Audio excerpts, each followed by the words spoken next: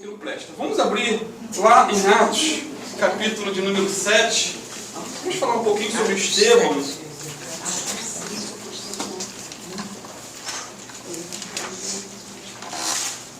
Estevão, um homem que era cheio de Deus.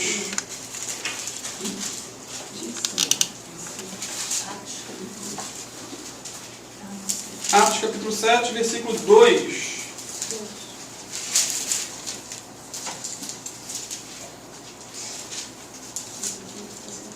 Interessante, só nessa parte A do versículo 2, quando diz assim, ó, e ele disse, Estevão disse, e nós vamos ver o que o Estevão disse, não vou entrar em detalhe, porque ele disse muito aqui, falou bastante. E agora vai lá para o versículo 55, aí do capítulo 7 mesmo. Primeiro ele disse, e no versículo 55,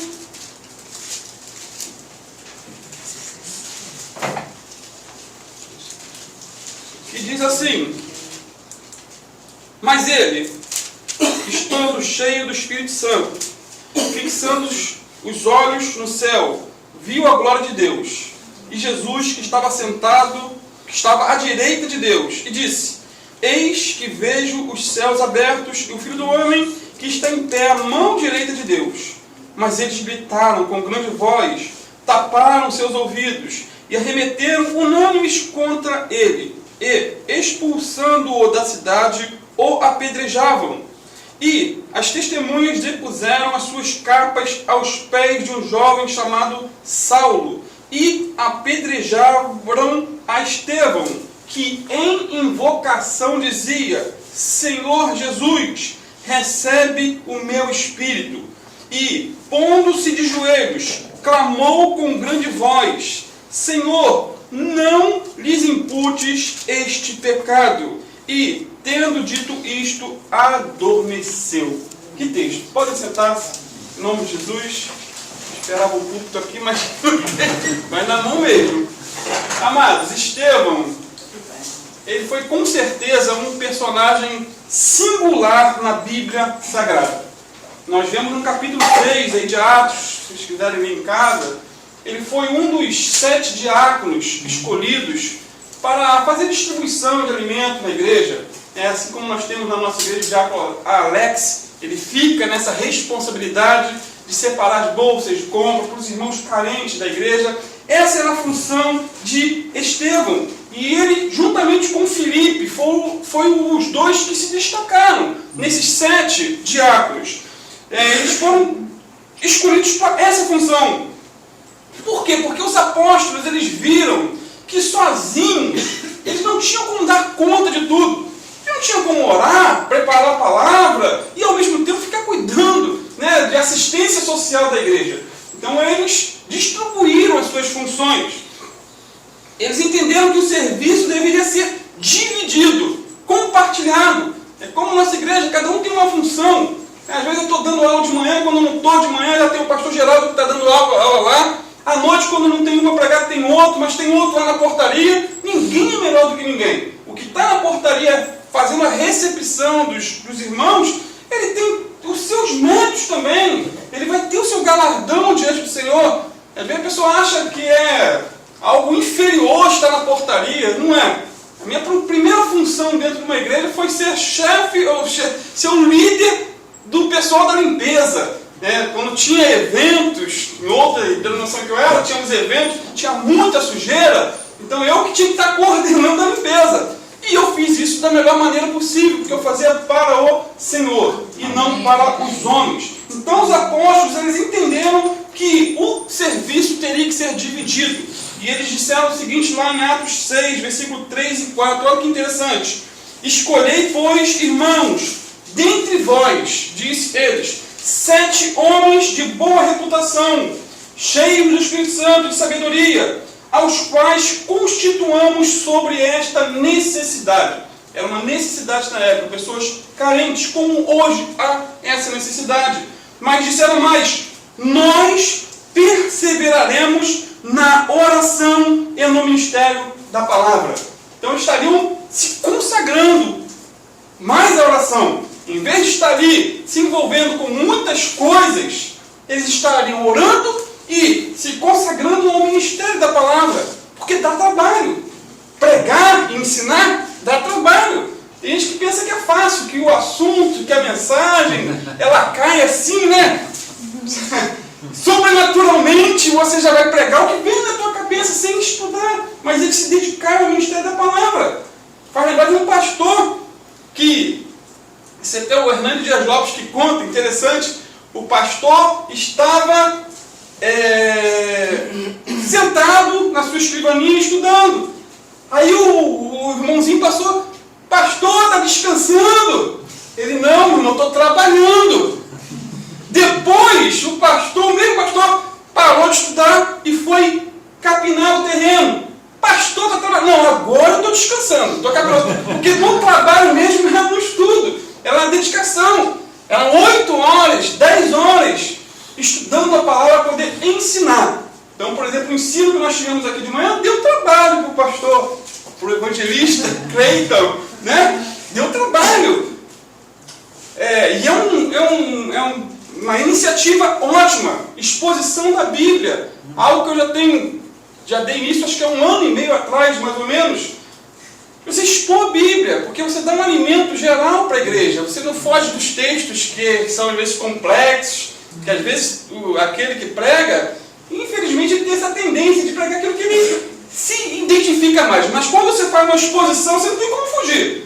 O texto está falando de assunto, você vai ter que tratar do assunto. Então é uma iniciativa ótima.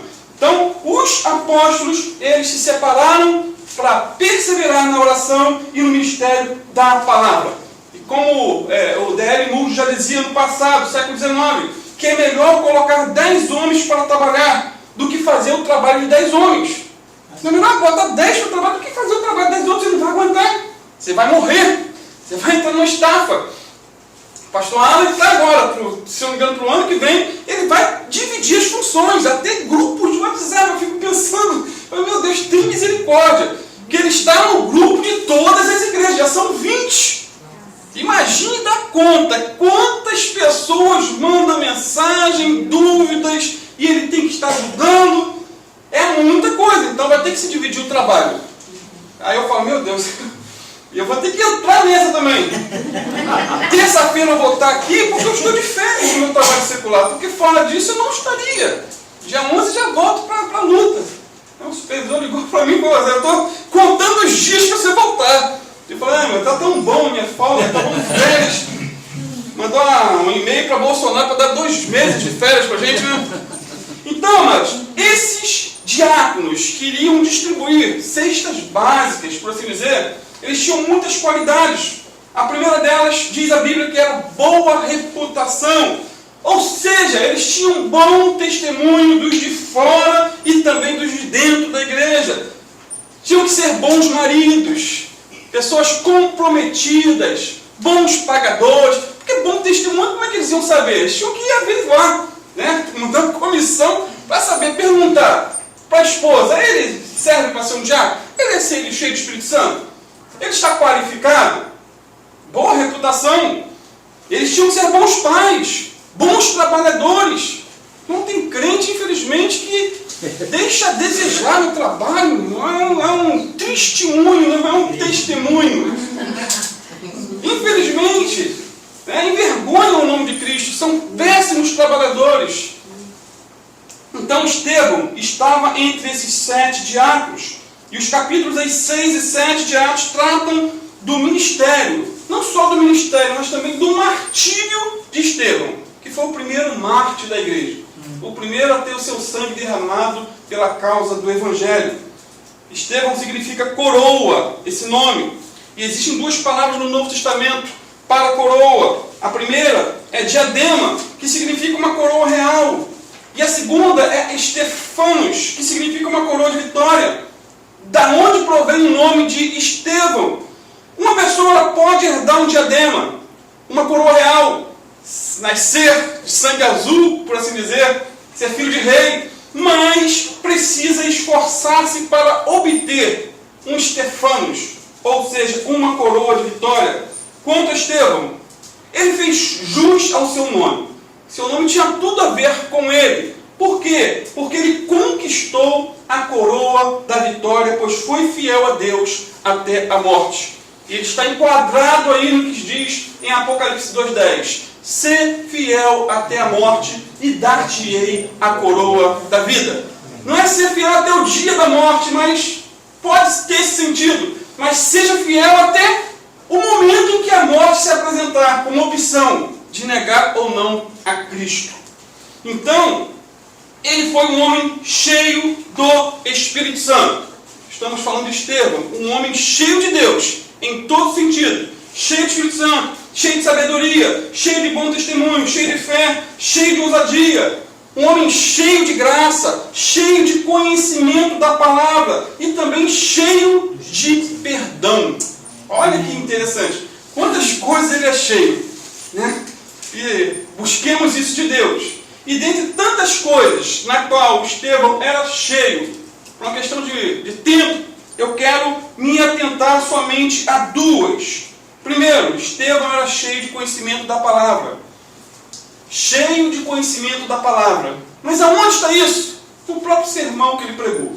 Quando disse aí, no capítulo 7, versículo 2. E ele disse, se você fizer essa leitura hoje, eu te aconselho, depois do almoço, não deitado, né? Mas fica bem disposto, senão você dorme. Mas faça essa leitura e você vai ver qual foi o sermão dele. Do capítulo 7, versículo 2 em diante. Ele faz um sermão que é tido como o maior sermão, talvez aqui, da Bíblia, com o maior número de citações, de textos da história.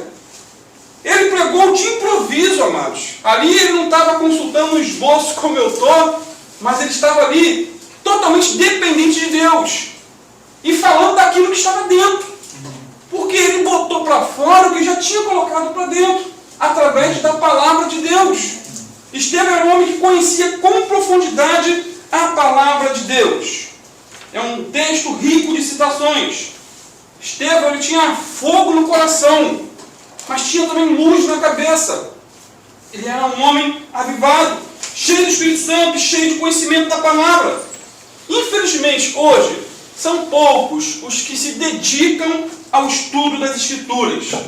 Se dedicam com afinco a ensinar a palavra. Mas para se ensinar, primeiro tem que se aprender. Como que vai se ensinar o que não se conhece? E quando a pessoa não se dedica, se ela for pregador, se ela for um professor de escola dominical, o resultado vai ser drástico. Muito drástico. Suas mensagens serão repetitivas, maçantes, chatas. Ele vai estar sempre pregando a mesma coisa. Quando o pastor ou o professor, ele não se atém ao estudo bíblico. Ele vai mudar o texto, mas vai continuar falando, ele vai voltar sempre àquilo que ele gosta de falar.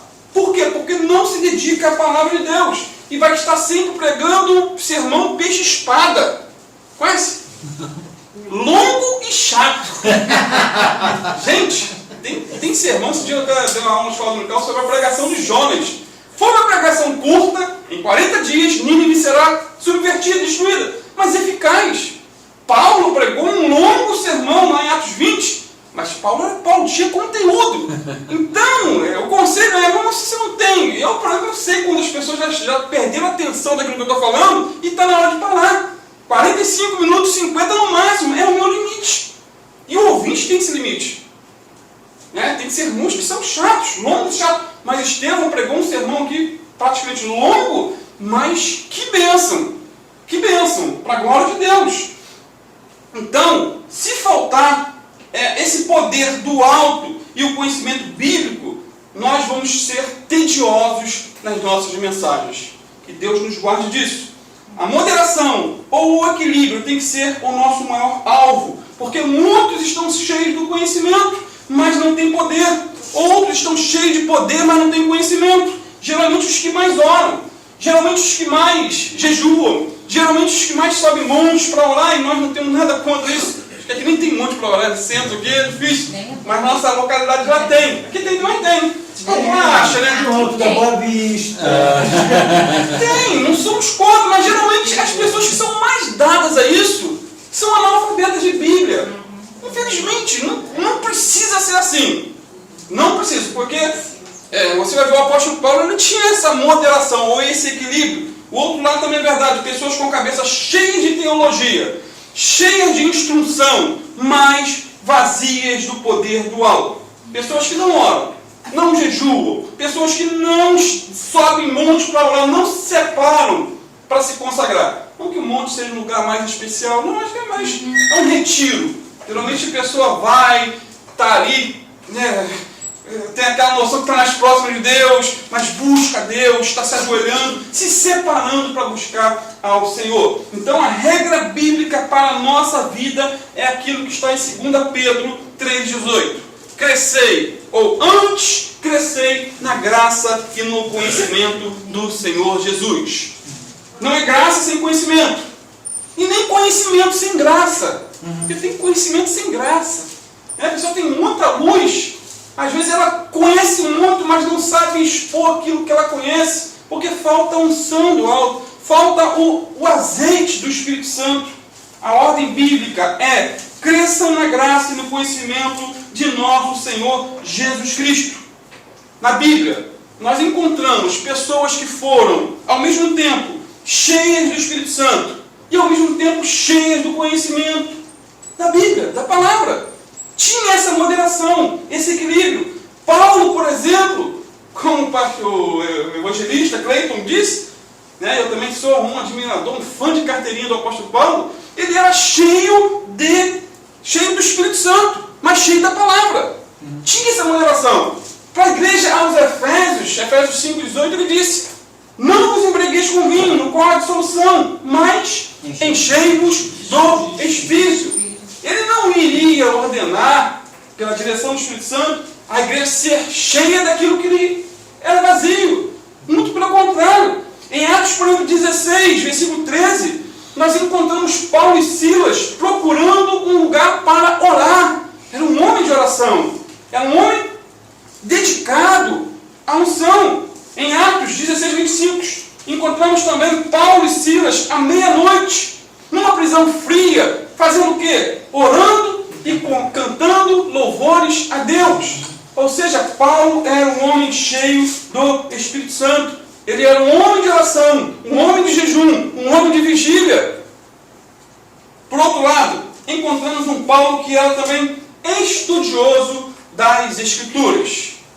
Tinha essa moderação, esse equilíbrio. E é o ideal para nós. Esse é o nosso ideal. Ele era um pesquisador. Paulo era um erudito. Paulo era um doutor em Bíblia. E isso fica demonstrado nas suas cartas. Quando ele pregou seu sermão lá em Atenas, sua mensagem foi bíblica, profunda, resultado de quem conhecia em detalhe as Escrituras Sagradas. E eu preguei sobre essa mensagem, sobre esse texto, o Deus desconhecido revelado, quando Paulo prega em Atenas. E nessa simples mensagem Paulo refutou tanto o materialismo, como o politeísmo, o panteísmo, e tantos outros ismos que circulavam naquela época. Ele conhecia a palavra e conhecia também alguns ismos daquela época. E ele refutou um por um com a palavra de Deus. Ele refutou também os epicureus, os estoicos, que eram correntes filosóficas da época. Ele enfatizou a criação dos céus, da terra, pelas mãos do Deus Todo-Poderoso. Nessa simples pregação, ele declarou sem rodeios que o homem veio de um só, ou seja, de Adão. Ele condenou o pecado da idolatria, tão reinante naquela época, num só sermão. Por fim, ele conclamou o povo ao arrependimento, dizendo: Deus ordena a todos em todo lugar que se arrependam. Num só sermão. Por quê? Porque ele conhecia a palavra de Deus. Paulo conhecia a palavra. E conhecia também o Deus da palavra. Por que é possível a pessoa conhecer a palavra? Você vai ver alguns aí, por exemplo, Leandro Carnal, um filósofo muito conhecido, mas que o livro de cabeceira dele é a Bíblia. E ele falando: meu Deus, lê a Bíblia todo dia e continua ateu. Tem muito conhecimento, de repente ele conhece mais a Bíblia do que eu, mas não tem a prática, não tem a revelação do Espírito Santo. O apóstolo Paulo, quando escreveu sua carta ao discípulo Timóteo, ele foi bem enfático lá em 1 Timóteo 4,13. Persiste em ler, disse para Timóteo, em exortar e em ensinar. E essa ordem citada por Paulo é bem interessante, está corretíssima. Como podemos ensinar aquilo que não aprendemos? Como saber ou conhecer sem ler? Paulo diz, persiste em ler, porque tem que ter persistência, porque é difícil. Não é fácil você pegar ou a palavra de Deus ou algum livro para ler. A tendência humana é começar e não terminar, parar pela metade. Como instruir outros se nós mesmos não temos instrução? Eis a questão. Então, a responsabilidade do cristão é maior ou muito mais superior do que simplesmente frequentar cultos. É muito maior. É o nosso devocional, é o nosso diário, o nosso dia a dia em casa, quando ninguém está vendo. Então, não seja um ignorante, mas um instruído, principalmente instruído na palavra de Deus. Amém. Lembra da história de Filipe e o etíope, lá na estrada de Gaza? Ele, lá em Atos 8, versículo 26, a Bíblia diz que esse etíope estava vindo numa carruagem, estava vindo de Jerusalém, estava voltando para sua terra natal. O Espírito Santo disse o seguinte para Filipe, nesse contexto: chega-te e ajunta-te a esta carruagem. Filipe perguntou então ao etíope: entendes o que leis? Você sabe, ele estava lendo a Bíblia, Isaías 53. E Filipe pergunta: você está entendendo o que você está lendo? O cidadão respondeu: como posso entender se não há quem me ensine? Dentro desse contexto, Filipe sobe a carruagem e lhe prega a Jesus. Fala do amor de Deus.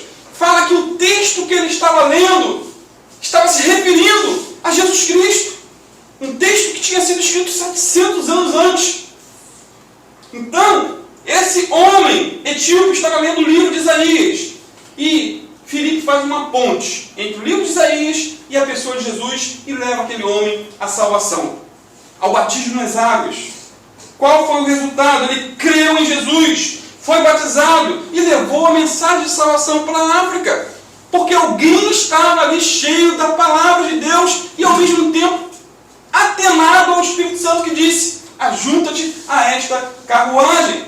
Então, por que Filipe tinha respostas, amados, na ponta da língua, para dar àquele etíope? Por que ele tinha? Porque ele conhecia a palavra de Deus. Ele conhecia, era algo que já estava dentro, para depois passar. Ele conhecia a lei do Senhor. Já dizia Spurgeon que aquele que tem deixado de aprender, tem também deixado de ensinar, e também deixado de pregar.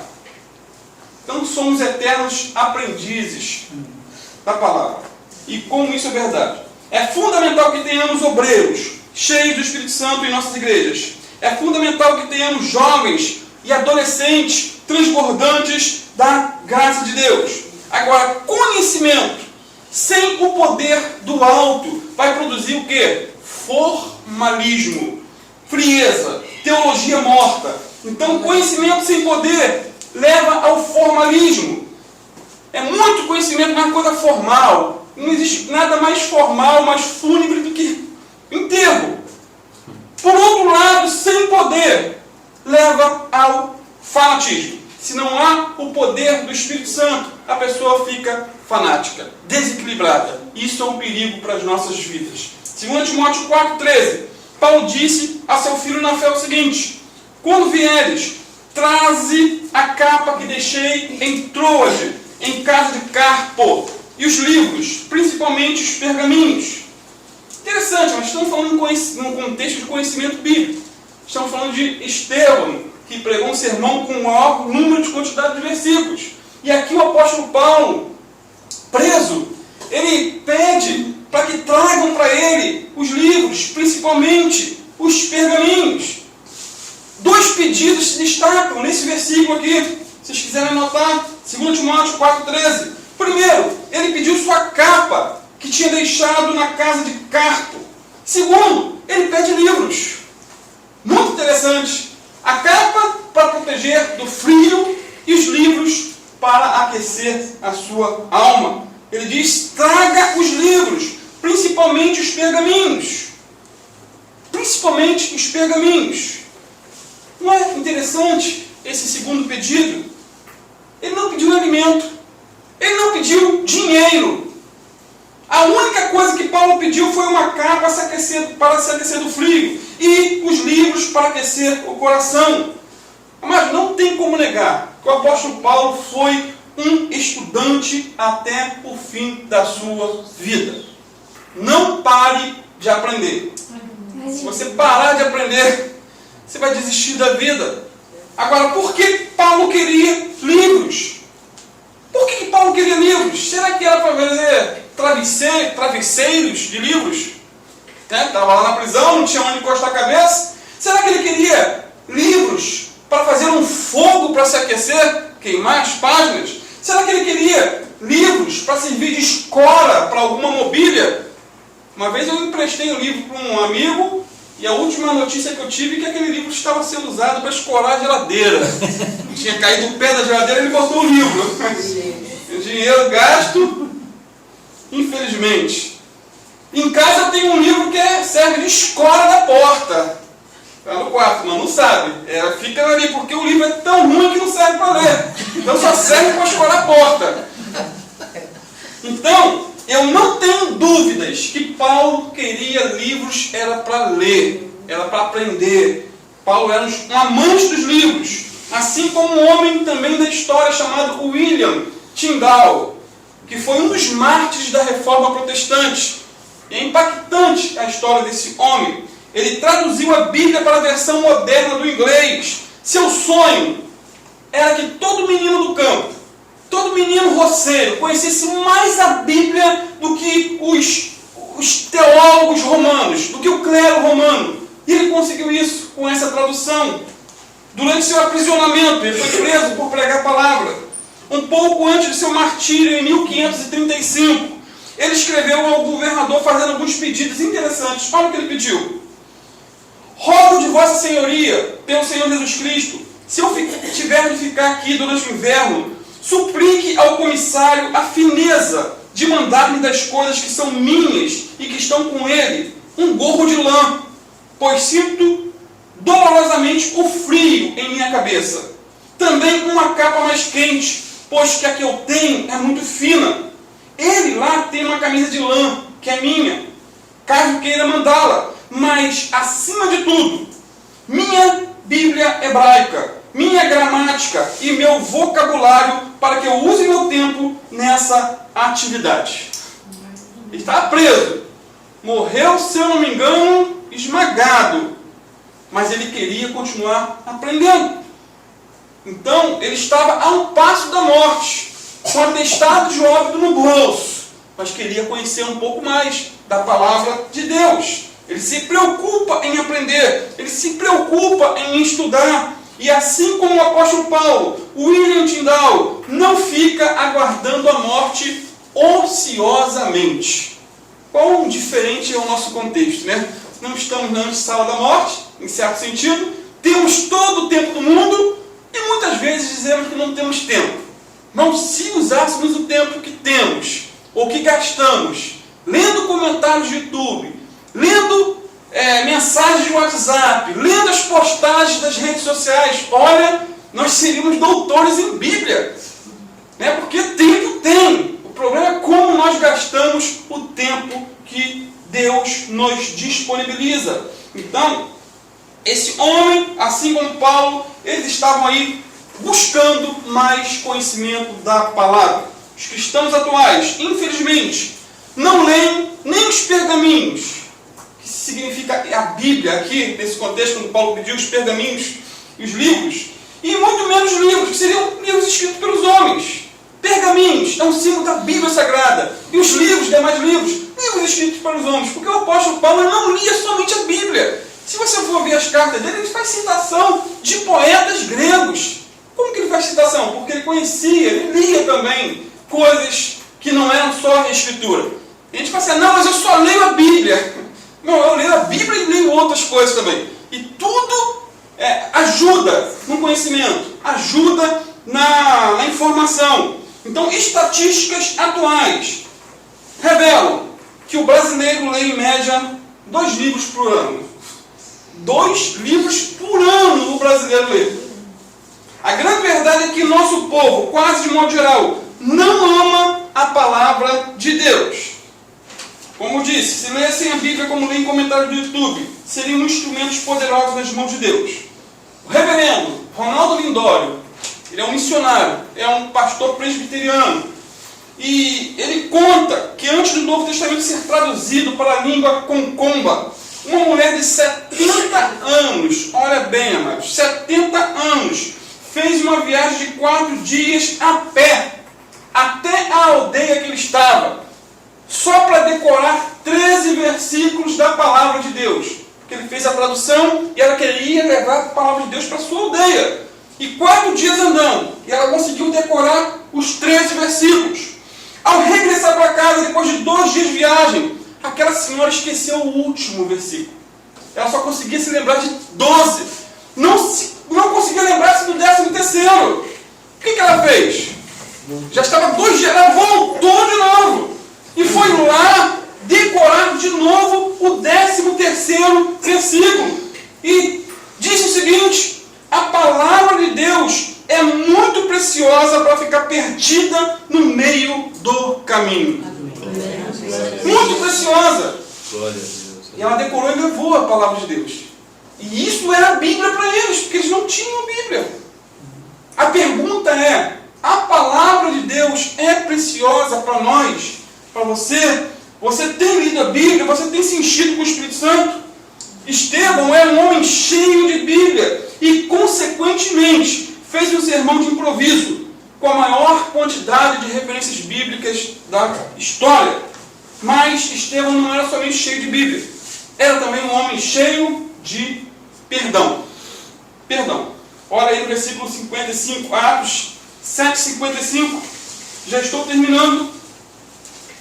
Mas ele, estando cheio do Espírito Santo, fixando os olhos no céu, viu a glória de Deus e Jesus, que estava à direita de Deus, e disse: eis que vejo os céus abertos e o Filho do Homem que está em pé à mão direita de Deus. Mas eles gritaram, os líderes religiosos, gritaram com grande voz, taparam seus ouvidos e arremeteram unânimes contra ele, expulsando-o da cidade, o apedrejavam.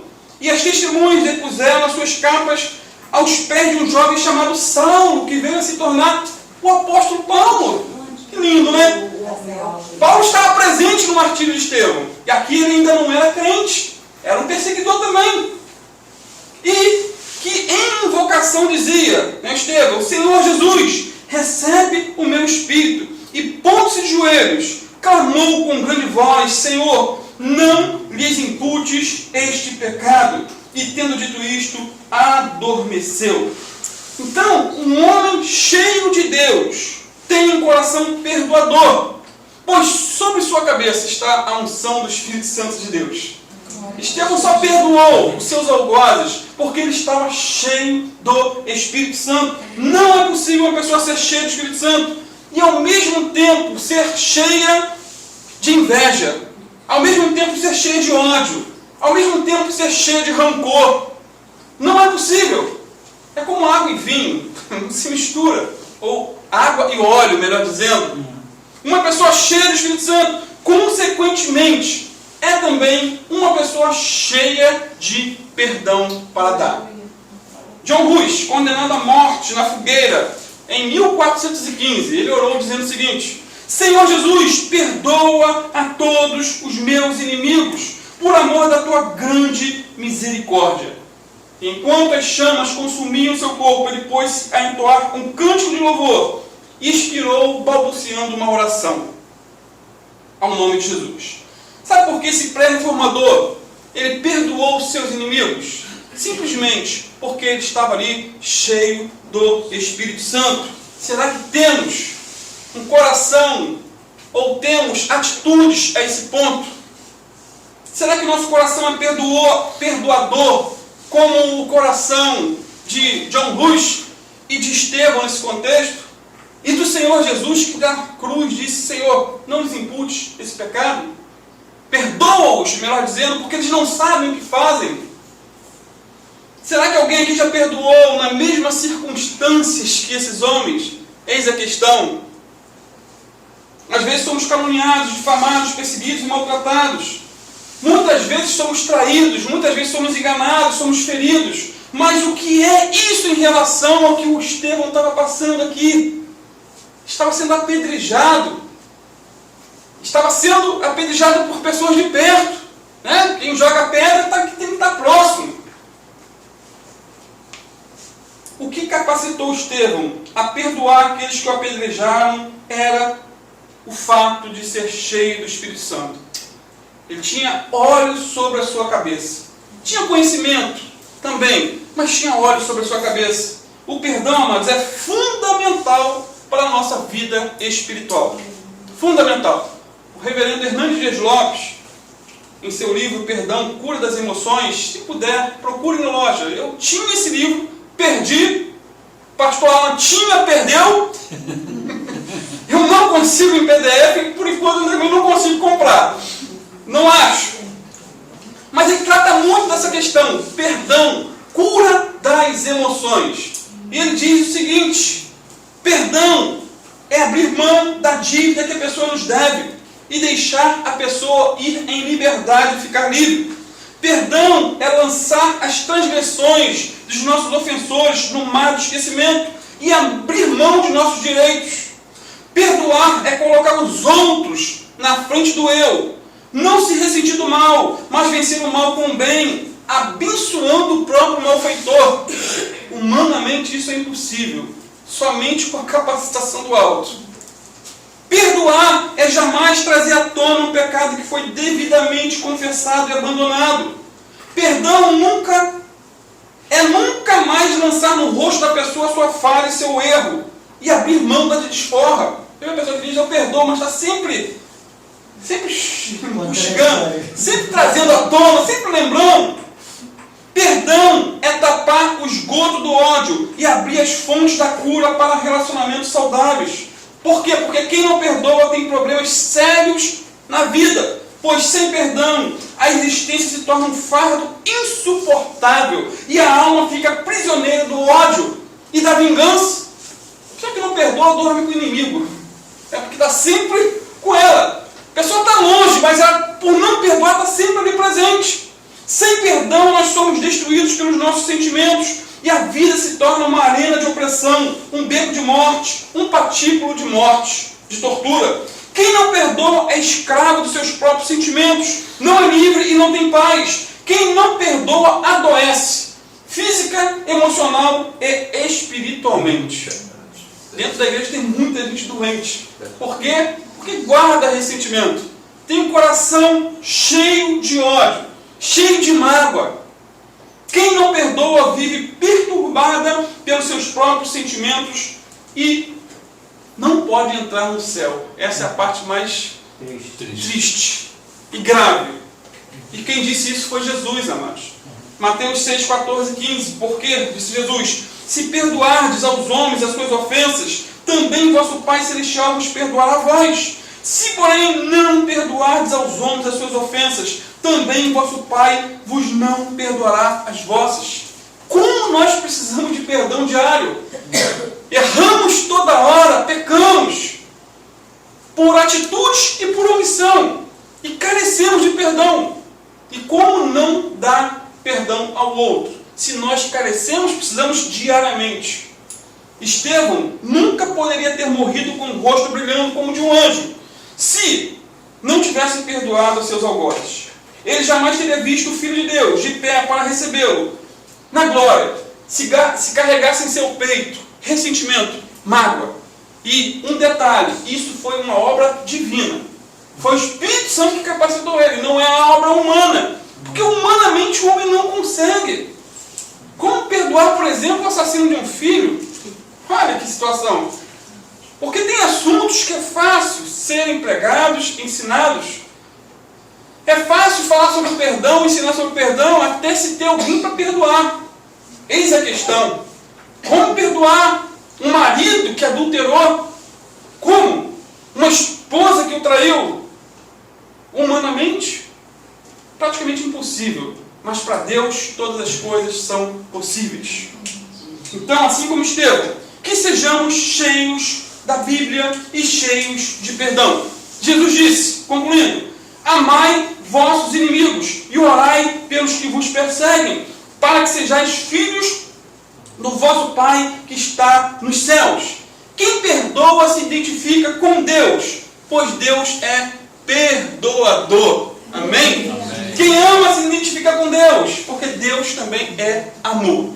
Que possamos ter esse equilíbrio, essa moderação em nossas vidas. Sermos cheios do Espírito Santo, cheios de conhecimento e cheios de perdão para a glória de Deus. Amém? Guarde essa palavra no teu coração. Que sejamos praticantes e não somente ouvintes para a glória do Senhor. Vamos ficar de